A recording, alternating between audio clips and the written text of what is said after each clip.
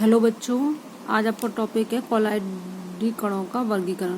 Collides का वर्गीकरण किस आधार पर? एक वर्गीकरण हमने कल कराया था आपका, एक और करा रहे हैं। और ठीक है कि परिक्षिप्त प्रवस्था एक परिक्षेपण माध्यम की परस्पर अन्योन्य क्रिया के आधार पर हम कोलाइडों का वर्गीकरण करेंगे बच्चों।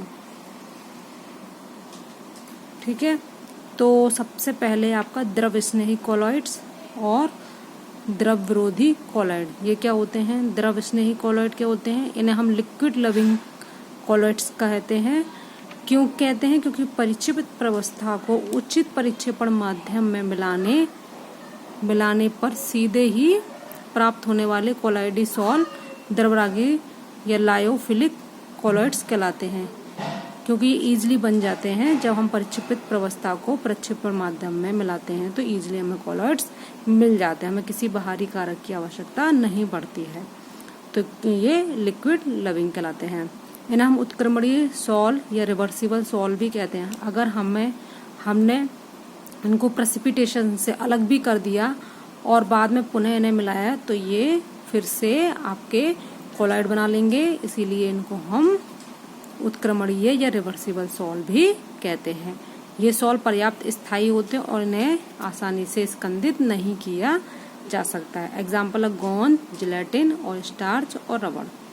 अगला है आपका बेटा द्रव विरागी या द्रव विरोधी कोलॉइड्स। इन्हें हम लिक्विड हीटिंग कोलॉइड्स भी कहते हैं। क्यों? क्योंकि इन्हें ईजिली हम नहीं बना सकते। इन्हें हम बनाने के लिए हमें भारी कारक की आवश्यकता पड़ती है, जैसे धातु एवं उनके सल्फाइड आदि जैसे पदार्थ केवल परिक्षेपण माध्यम में मिश्रित करने से कोलॉइड सॉल नहीं बनाते।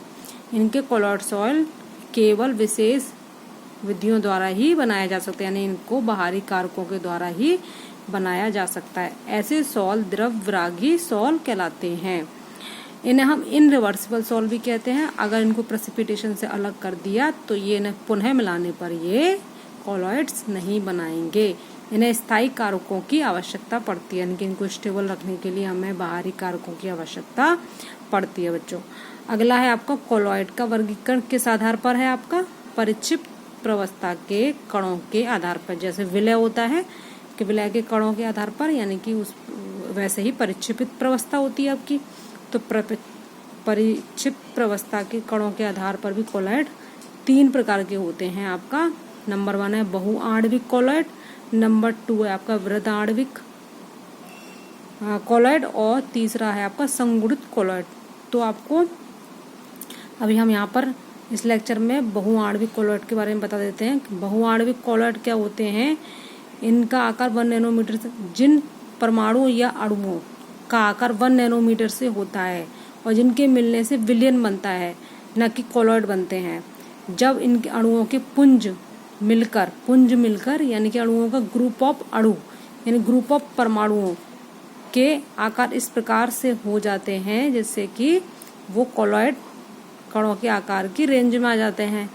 तो हम इसी को ही हम बहुआण्विक कोलॉइड कहते हैं। जैसे हमारे ये इंडिविजुअल अणु थे, इनका आकार 1 नैनोमीटर से कम था, तब ये कोलॉइड नहीं बना सकते थे। लेकिन जब ये पुंज में आ गए, जब ये इकट्ठा हो गए, तो इनका आकार जो है एक पुंज के रूप में हो गया। अणुओं का जो पुंज बन गया जिनका आकार 1 नैनोमीटर से ज़्यादा हो गया, जो कि कोलॉइड कणों के, इसीलिए हम इन्हें बहुआण्विक कोलॉइड्स कहते हैं। नेक्स्ट बेटा अगले लेक्चर में करेंगे। अभी के लिए इतना ही।